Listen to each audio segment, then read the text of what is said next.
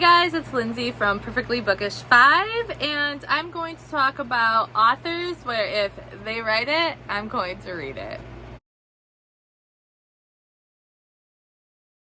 Some of these authors just might seem cliche because a lot of people say that, but I really do like these authors and the books that they write.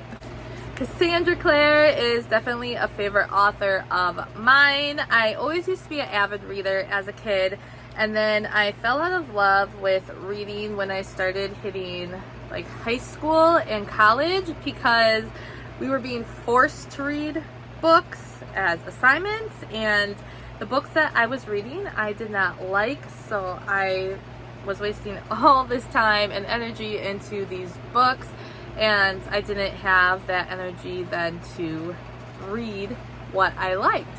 So when I did get back into reading again in 2015, Claire was one of the first authors that I did read, recommended by my friend. The Infernal Devices was the first series of hers that I read. I loved it. The rest is history. I love her Shadowhunters, and I have read her Magisterium series with Holly Black. It's kind of like Harry Potter, but a little different. And then this was her first adult novel that came out this last October, and I really enjoyed this as well. Cassandra is such a nice person. I was fortunate enough to meet her twice, and I'm just going to keep reading what she writes because I enjoy it so much. And again, the cliche part, but it is true. Sarah J. Maas, I really like her books. There's some within her series that didn't like as much as others. I'm not gonna lie, when I first started reading Sarah, the first book I picked up of hers was Throne of Glass. My friends and I were just getting really into reading. We saw the books that they had some hype behind them. I must say the first 3 books were out at the time, not entirely sure, but my friends were reading them and really enjoying them, and I didn't care for the first book as much as other people. I just wasn't loving our main character and some of the choices that were being made and the actions. But then my friends were like, don't stop here, give it a try, and I already bought the books that were out so far in the series. So I had those books and they're like, just keep going, and I'm glad I did because I ended up loving the series. I really liked A Court of Thorns and Roses. I love Reese. And then this series as well, House of Flame and Shadow, so far is my favorite read of 2024. And Sarah just does phenomenal work. I mean, she writes these beastie novels, and just the detail that she puts into her books. And what I really like is that some books just have so much information, and they can have a lot of different characters sometimes, and when it jumps around from character to character, sometimes it just doesn't seem as important. But like in Kingdom of Ash and the Crescent City series, I feel like the information that you are getting is important and relevant. It's not just filler stuff for the book, or let's see how big we can make it. There's actually a purpose with everything that she's writing. So I'm definitely going to keep reading what Sarah writes. Again, this author is popular and widely out there. Colleen Hoover. Here's my Coho books. Actually, my mom just picked this up for me at the rummage sale. It was $1. You can see, like right there, it's the original copy of November 9. I got when it came out.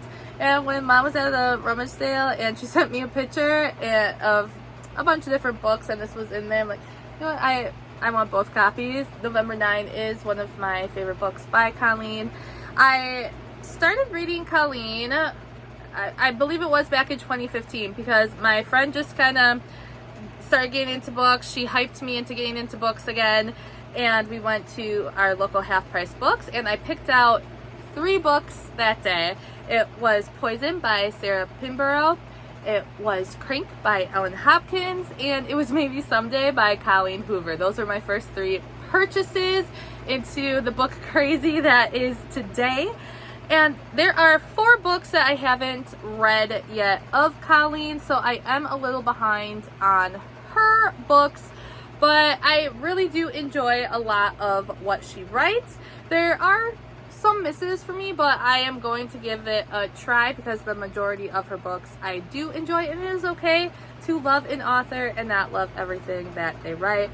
I've met Colleen 2 times and I just really like her as a person. She's fun, has a great sense of humor, and I'm gonna keep reading her books because I enjoy them. And I do like that she doesn't stick to the same genre. She can jump around, and that's exciting to me because it shows what a great author she is, that she can dive into different genres.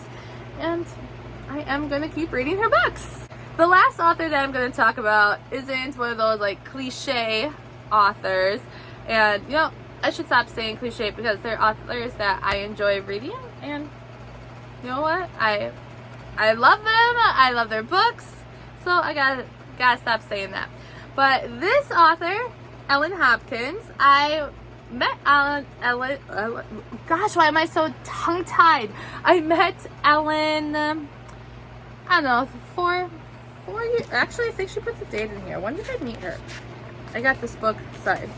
Oh, it just says 9/18. Well, I met her in September, and I was very excited to do so. I think it was the first time I went to see an author by myself, because I usually go with my friends, but Ellen is just not someone they read. So Ellen writes in verse, which I love, and as I just told you, Crank by Ellen was one of the first books I picked up, and I just kind of picked it up for the look of it because it was a paperback chunky book, and I opened it up and it had the verse writing inside, and that is what intrigued me from the get-go.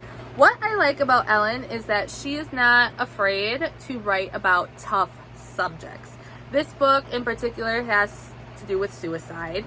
She has a book called Traffic, and that has to do with a lot of drugs, being sex trafficked, and there is a book called People Kill People. So she really hits home on tough subjects that some people are afraid to write because of the haters out there who are going to have opinions on those things, and some people are afraid to read about that as well because they are tougher subjects and there is trigger warnings for people. Now Crank, I believe that is her first book, is actually something that she has dealt with. It is about her daughter and just how unfortunate it is that people can get hooked on drugs and their story. I just thought like that was quite strong of her to turn her story into a series of books. But like I said, I love that she will hit the hard subjects, and she really relates, I think, to high schoolers. She does a lot of tours at high schools when her books come out because they are books that they can relate to. People are afraid to talk about certain things in school, these harder subjects, and I don't mean as like a class, like science, math, let's throw in suicide. That is not what I mean. That it's just hard sometimes for people who are going through different things to find someone to talk to. And through Ellen's books, she has helped probably a lot of people. These are real things that kids out there today are going through, and they can relate, and they go to her signings to talk to her. Ellen's next book, Sink, comes out, I want to say the end of August. I know it's August. I think it is later in the month. I already have it pre-ordered, and I was excited because if you had it pre-ordered, you were able to send in for a book plate. So I already have the book plate, but I would give Ellen a try if you're looking for those harder subjects, and yeah, she does a really good job at it. So there are 4 authors that I will always read and give their books a try. Like I said, it's okay if I don't like every single thing that they write, because I'm just gonna give their books a go regardless. I hope I always like them. That is what you wish for when you pick up a book. But I love the author's writing. I have met every single person that I showed you a book for, and They were great people, good to talk to, fun conversations, and let me know down below what authors are auto-buy authors for you, or what, well, I should say auto-buy because I don't own every single book that these authors have written, but I have read most of them. What authors will you always read whatever they put out? Thank you for watching, guys. I'll see you next time. Bye.